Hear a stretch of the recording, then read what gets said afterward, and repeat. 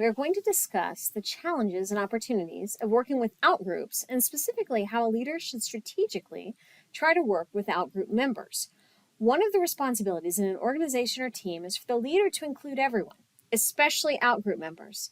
If a leader makes an effort to include and empower these people, it can lead to improved relationships between the leader and member, and also cohesiveness with the whole group. In turn, that can enhance the group's work and the organization's functionality.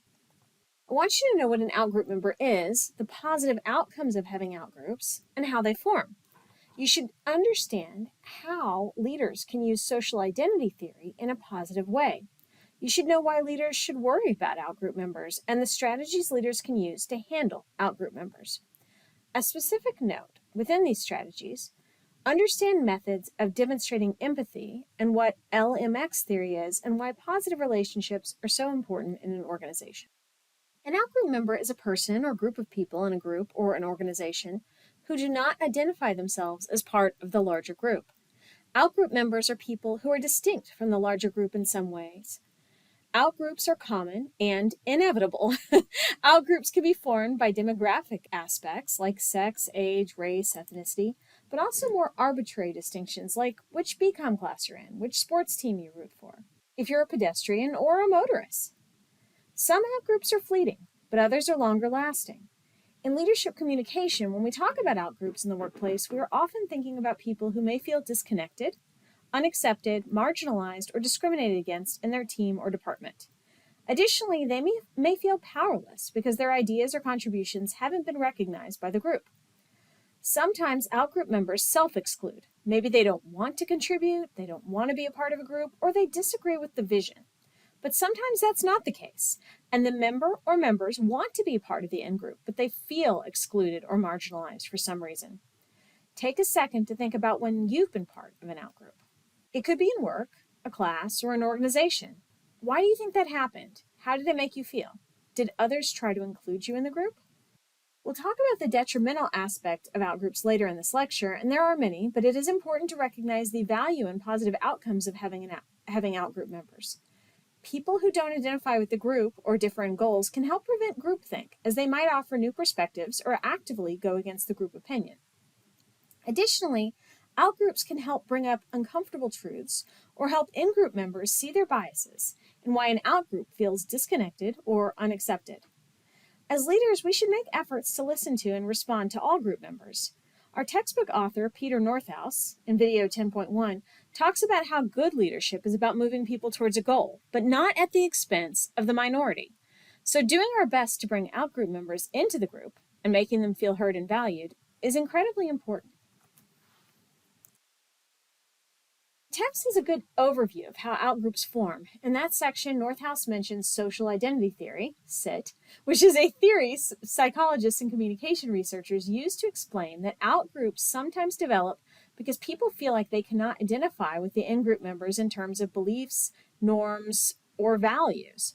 Social identity theory proposes that the groups we belong to play a role in our personal identity, our sense of who we are. Our groups are a source of pride and self-esteem, whether it be your family, social class, major, school, football team, etc. When you feel like you cannot identify with a group and are an outgroup member, that will lead to social comparison and making negative attributions about others to maintain that sense of pride and self-esteem. For instance, wherever you live, you might notice rivalries between locations. According to a 2015 article published in Texas Monthly, Fort Worth hates Dallas, Houston hates Dallas, and Austin. San Antonio hates Austin. Austin wishes all the rest of us would just go away, and Dallas pretends that none of the rest of us even exist. But you might see people in these cities unite together against a common outgroup, Oklahoma, or pretty much any state in the union. Texans have a lot of pride in their state, and so you can see how social identity theory might play out with them. I always remember going to school, I went to high school out of state, and sometimes I would meet a fellow Texan because I identified, I was born here, and thinking, oh yes, they get it. There is that immediate bond that can happen because of that tie to your identity. In fact, researchers have found even when dividing people into groups with something trivial like the flip of a coin, heads, you're in this group, tails, you're in that group, people still make positive attributions of their group, the in-group, and negative attributions about the other group, the out-group. Understanding this theory as a leader is valuable because if we can help our followers feel like they belong to the group, our work team, our department, and a larger level of the company, members will have a sense of pride towards the group goals. To aid this process, leaders should establish good relationships with followers, especially new ones, to help them feel like part of the group. Additionally, leaders should communicate that they themselves are part of the group, one of us, and that can be as simple as communicating as our goals are rather than saying my goals for this group are. When people share social identity, they are focused on working alongside each other rather than competing against each other. Leaders can take advantage of social identity between groups to foster competition and foster productivity for both groups. When doing this, leaders should emphasize the uniqueness of the group compared to others, how we are different from them, and communicate that the group is superior. We are better than them on X level.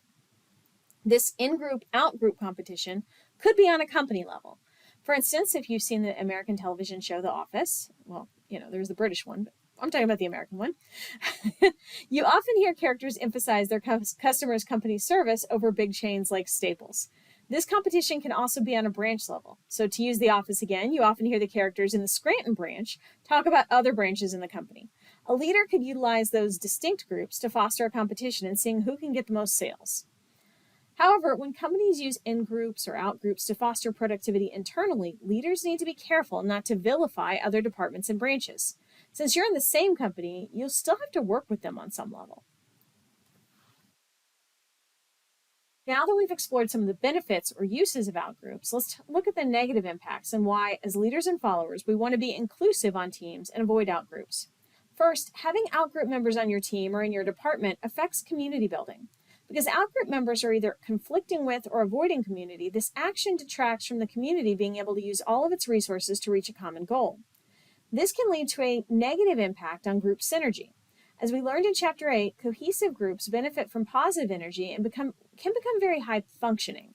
Outgroup members can take away from that energy and ultimately productivity, especially if they have intense negative emotions towards the group. Additionally, it's harmful because the group isn't using the contributions of outgroup members and can fracture into multiple camps that work in opposition to each other. A third way outgroup formation can have a negative impact is when outgroup members do not receive the respect they deserve from others, like in-group members. Outgroup members often have valuable contributions, but if a leader, especially if he or she is closely tied to the in-group, or other in-group members ignore or actively oppose the outgroup perspective and ignore their contributions, this can lead to maladaptive sense-making because the in-group isn't taking in all the available information in their mental model. Outgroup members may have valid concerns, and as good, respectful communicators, we should listen to them. Now, as leaders, how should we respond to outgroup members? First, we need to listen to outgroup members. When people feel like they're being heard or have the ability to express their ideas, they feel more affirmed and connected. So, as a leader, how do you listen effectively? First, listen for ideas, not just facts. Good leaders focus on the big picture. They don't just hone in on facts, but they are looking for the main concepts and the issues being addressed. Second, be open-minded. Don't react immediately if you disagree with what's said. Don't start thinking about your response while they're talking. That interferes with listening and understanding their point of view. Third, ask for clarification, not justification. For example, could you clarify by what you mean when you say your hands are tied? Or, and this is the justification, explain how your hands are tied. You hear the difference? Asking for clarification communicates that you understand the main idea, but you want to understand the details more fully. Asking for justification of feelings could put the outgroup member on the defensive. Finally, monitor your nonverbal cues. You want the person to feel heard. Actions like putting down your phone or computer, facing toward them, and making eye contact really matter. Physically signal that they have your attention. You can do things like nodding your head to show your understanding or processing, and avoid actions that may come off as defensive, like crossing your arms over your chest. As a side note, these tips can be helpful in demonstrating listening in any relationship. So try it with family members, friends, or significant others in future conversations. Everyone appreciates being heard. I say this seriously. The second strategy is showing empathy. With empathy, you're focusing on suspending your feelings in order to fully understand the feelings of another person. Understanding an outgroup member's perspective or situation helps build trust, and it validates the follower. A lack of empathy can be a big factor in discrimination and sexual harassment situations in the workplace. Making insensitive remarks about a person's race or ethnicity, or commenting on a person's body, or making physical advances on it, demonstrates a lack of empathy. If the erring person considered the perspective and situation of the other person, they probably would change their actions. Some people are naturally empathetic, while others have to learn this skill through practice. Here are some ways you can develop empathy skills. I'm not going to focus on this table since it is in the book, but you can see they focus on validating people, demonstrating understanding, and showing support. These are good ways to start developing empathy skills. Seriously, practice these. They're like a little script that helps you become a bit better. Other ways you can start to show empathy is to go out of your comfort zone by going to new places or learning something new. So read about another culture or minority, and that can give you a perspective as to how other people might feel. Also, you can ask for feedback from others about how you can improve things, like listening or giving criticism.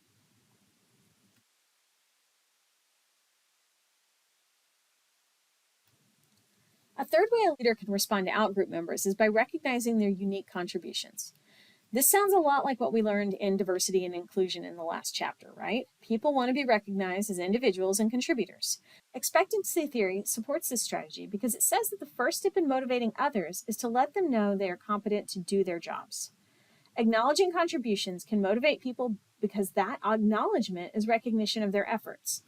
Finally, leaders can recognize others by making everyone feel useful and like they are using their talents to benefit group goals.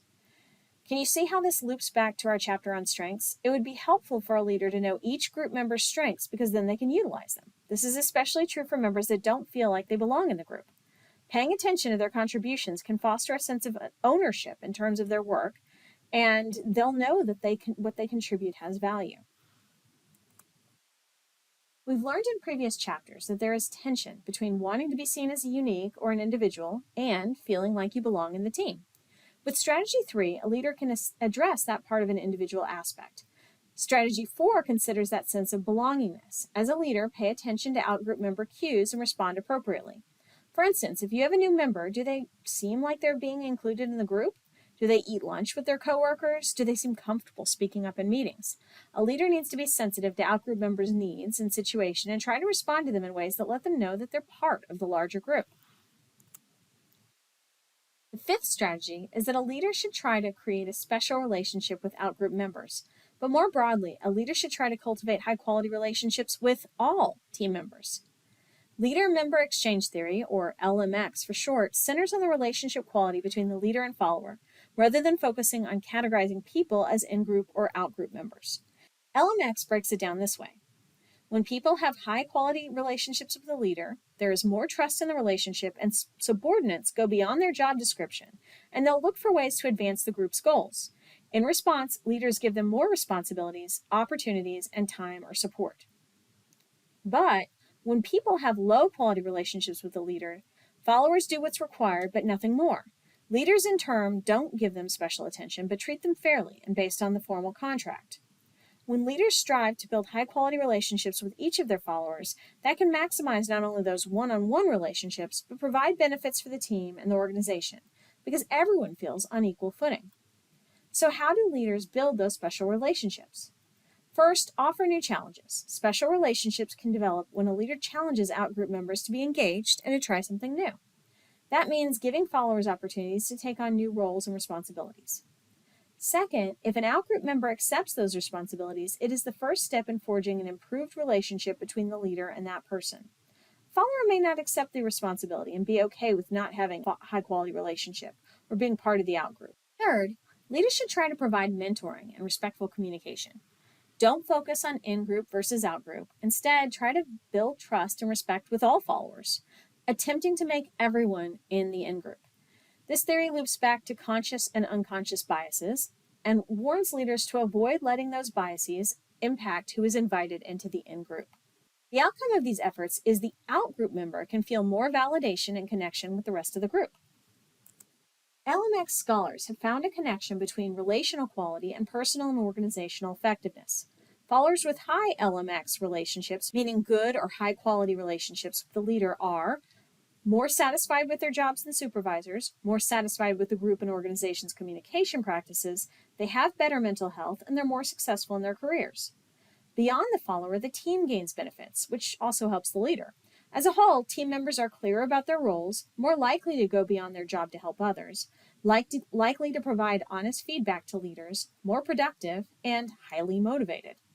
All of this in turn is great for the organization because people are more committed to the organization, less likely to quit, which saves turnover and training costs, and people are more influential in their organizations. The final strategy is for leaders to give outgroup members a voice and empower them to act. This is a difficult step because it means you trust outgroup members to act independently and have power over tasks. With this strategy, leaders strive to give outgroup members a voice that lets them be on equal footing with other members of the group. By giving outgroup members a voice, they feel more influential in the group.